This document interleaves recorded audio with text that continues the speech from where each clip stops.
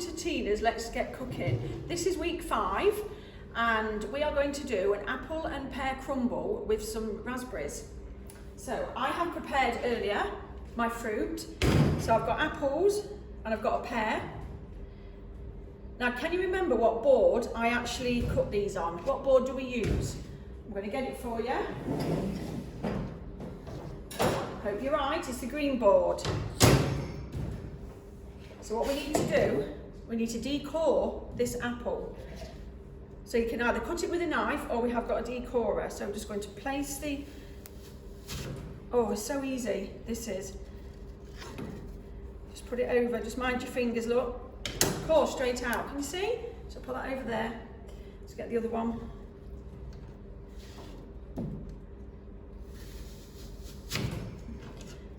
There we go.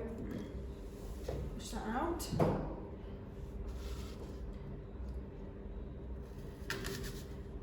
Making sure you keep your fingers out the way, so if you put your hands on top and just press it down, because these are blades. I'll show you in a minute. So like them there, look, they're blades and they can hurt if you get your fingers stuck. So what I'm going to do, I'm going to put these apples into a bowl. So now I'm going to take my pears. So I've got a little story about a pear. So many years ago when I was training, I took a pear with me for my lunch and I was walking in the snow and I got to some traffic lights and I slipped and fell straight on my bottom and onto my back. It did hurt, but I got up quick, went to do my training, went to get my dinner, and when I pulled out my nice folder with all the nice binder, my pear had got stuck all inside it. It was horrible. So I was really annoyed that I lost my nice folder, but also I couldn't eat my pear. So what do we do when we're transporting any fruit round? Let's put it in a safe place. Okay, I don't think I'll be able to use that. So what I'm going to do, I'm just going to chop up the pear using a knife. Remember? Let's put that down a minute. There we go. Right, so we've got our fruit already in here. So I'm going to go over and stew this. So do you want to come? Right, so I'm going to stew my fruit, and the temperature of the oven is going to be 200 and we're going to bake it for 30 minutes. So our first step is to take a bit of our butter, which is 25 grams. Let me switch we all know, we've done this switching on many a time, haven't we? And I have said it a few times in some of our sessions. So we're going to melt the butter in the pan.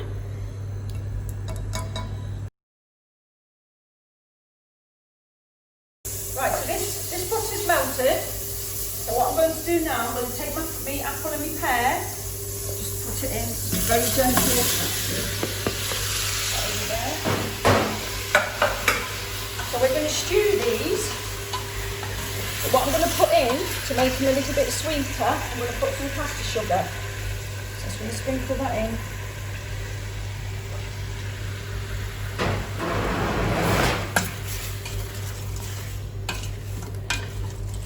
So what I did, I actually peeled my fruit just before I was going to use it. And the reason being, if you peel it and leave it out without putting it in water or lemon juice, it goes brown.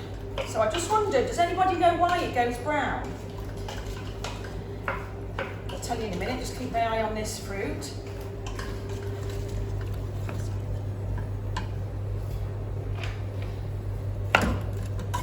Does anybody know? Right, I'm going to tell you. So when apples are cut, the enzyme in the apple reacts with the air and the other enzymes in the fruit. So this causes the fruit to go brown. So this is the reason why we use lemon juice, because what the lemon juice does, it creates a barrier to stop the enzymes from reacting. So I don't know if you cook at home with your nana or your mum, but if you've ever done the fruit, they always put fruit in water with some lemon juice. So I'm just going to turn this up a little bit. So this is stewing. So also, I have got some frozen fruit. You can have blackberries, whatever you want. I found some raspberries that was they're the only ones that was in the shop at the moment. So I thought, well, I'll try them. It doesn't really matter what you do. So I'm just gonna keep moving it round because I don't want it to go to like stick to the bottom.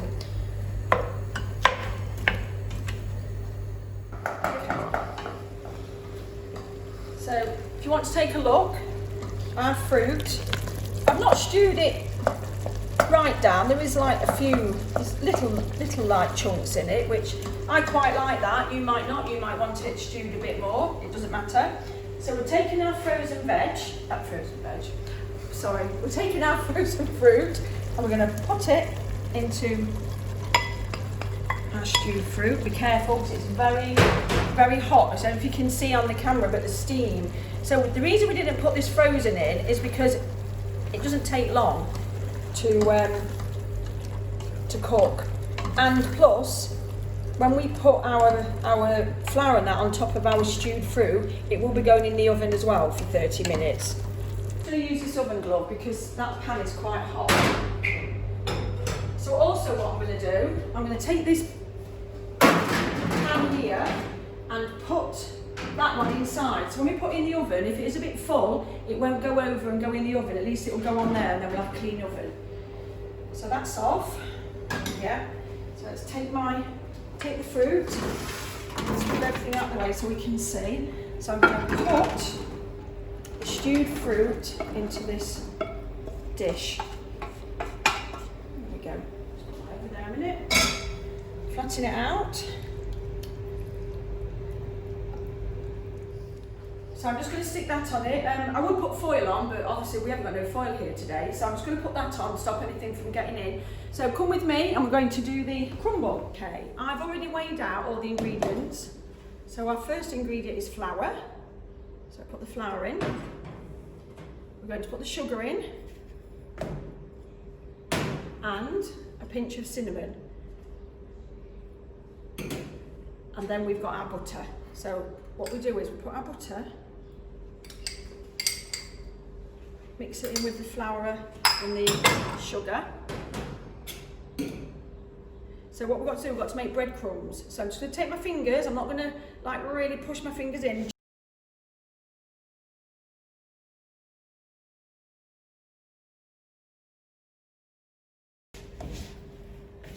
You can see, look, just put it through my fingers. So that gives us like the crumbly breadcrumb look. Just make sure it's all mixed in. We don't want no big lumps. We don't want no big lumps of butter or anything like that, do we? So there we go, look. We've got our crumble, we've got our fruit.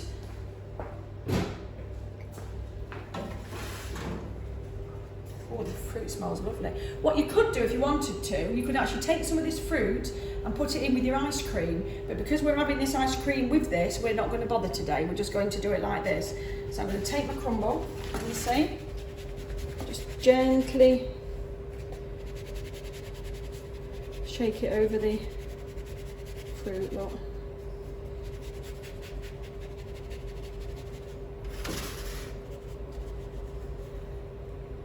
There we go. I'm just getting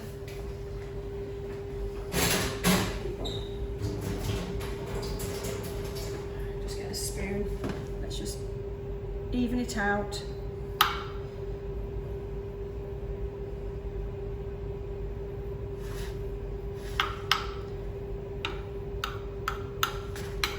Perfect, look at that. Can't wait to try this with the ice cream. There we go. That's it. So I'm going to putting that down very, very carefully because we know how hot it can get. So I'm going to take the crumble, pop it in the oven.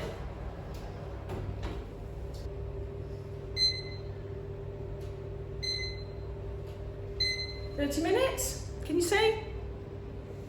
Start. There we go. Put that up there. So people have been making rhubarb crumbles, I've noticed. There's some lovely videos on our Facebook page. So I don't know, does everybody have custard with their rhubarb crumble or any crumble? But what we're going to do today, we're going to make easy vanilla ice cream. So the actual ingredients are very, very easy. I've never done this before. So it's saying to put your custard, which I've weighed out, into a bowl. So we'll do that. It does say vanilla custard. I couldn't find vanilla custard, so I just got good quality normal custard. And then the double cream. So I'm going to put that in as well. So what it's asking me to do is to mix these two together. You have got two options there. You've got to churn in a machine, which we haven't got a machine here, so we can't do that, or to churn by hand. So mix the ingredients in a bowl, and we're going to freeze in the bowl for 90 minutes. So this is going to be quite a long process. So if you do want to do this, you probably have to do your ice cream in the morning, or even for the next day. So just give this a good mix round.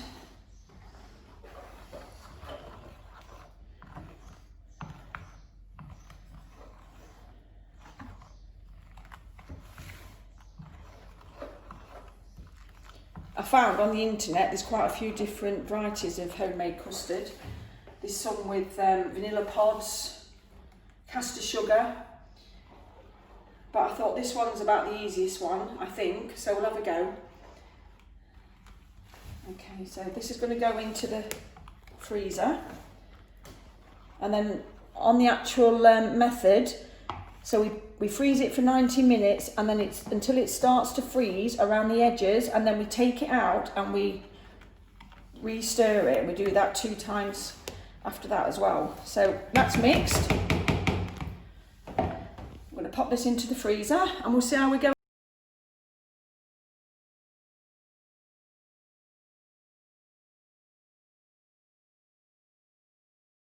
That's going to try my cooking once again. She still survives every time. So Romany. Oh, I'll get a bit of that, get a bit of ice cream. I hope I don't get brain freeze.